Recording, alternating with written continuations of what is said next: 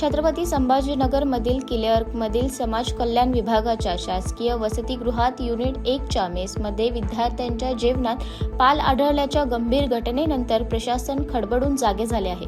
विषबाधेमुळे 28 विद्यार्थ्यांना पोटात दुखू लागल्याने त्यांना घाटी रुग्णालयात उपचारासाठी दाखल केले होते.